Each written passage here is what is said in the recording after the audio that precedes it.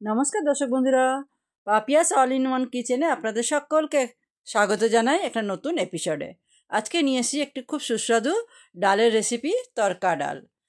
খুব খেতে খুব সুস্বাদু লাগে ডাল। এটা আপনারা রুটি, নান, পরোটা সব কিছুর সাথে কিন্তু খেতে পারবেন। তাহলে চলুন আমি এটা কি করে বানিয়েছি সেটা আপনাদের সাথে শেয়ার করি। এর জন্য আমি 3 রকমের ডাল ইউজ করেছি।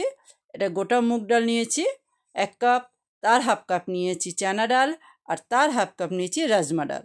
3 রকম ডালকে আমি ভালো করে পরিষ্কার করে ধুয়ে সারা রাত আমি ভিজিয়ে রেখেছি।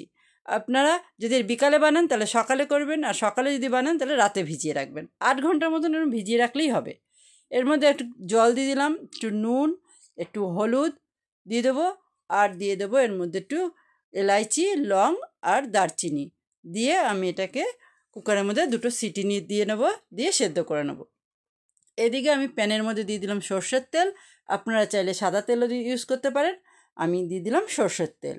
দিয়ে এর মধ্যে কিছু গোটা গরম মশলা দিয়ে দিলাম ফোড়ন, আর দিয়ে দেবো 1 চামচ রসুন কুচানো, 1 চামচ আদা কুচানো, 1 চামচ জিরে, গোটা জিরে দিয়ে একটু যে গন্ধ বেরোবে তখন আমি 2খানা পেঁয়াজ কুচানো দিয়ে এর মধ্যে একটু নাড়াচাড়া করে নেবো, ভেজে নেবো। হালকা একটু ভাজা ভাজা হয়ে গেলে তখন আমি এর মধ্যে দিয়ে দেবো 1 চামচের মতন কাঁচা লঙ্কা। ঝাল আর নুনটা বন্ধুরা আপনারা আপনাদের টেস্ট হিসাবে দেবেন। এখন এর মধ্যে দিয়ে দেবো 2টো টমেটো কুচানো, দিয়ে আমি এটাকে একটু ভালো করে একটু ভেজে নেব।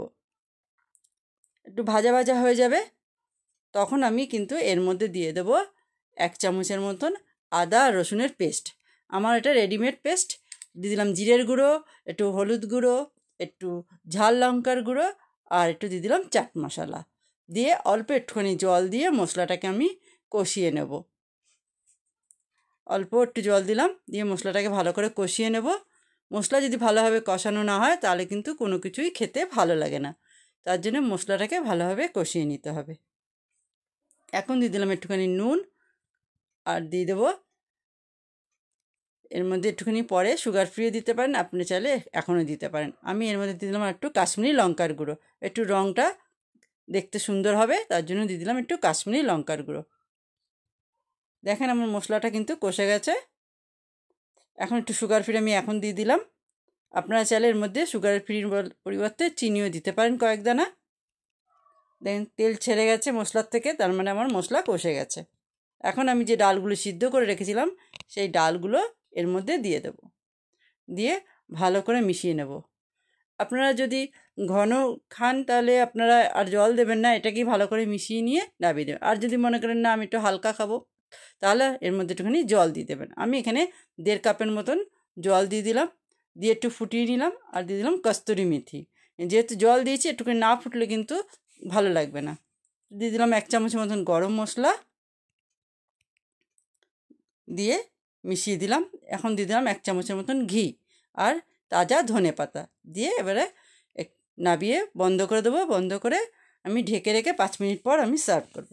তাহলে বন্ধুরা কেমন লাগলো অবশ্যই আমাকে কমেন্ট বক্সে জানাবেন। ভালো লাগলে একটা লাইক করে দেবেন, আর প্রথমবার এসে থাকলে আমার চ্যানেলকে সাবস্ক্রাইব করার জন্য অনুরোধ রইল।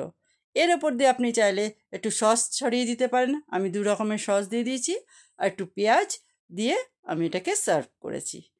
তাহলে বন্ধুরা পরের এপিসোডে দেখা হবে নতুন কিছু নিয়ে। ততক্ষণের জন্য আপনারা ভালো থাকবেন, সুস্থ থাকবেন। নমস্কার।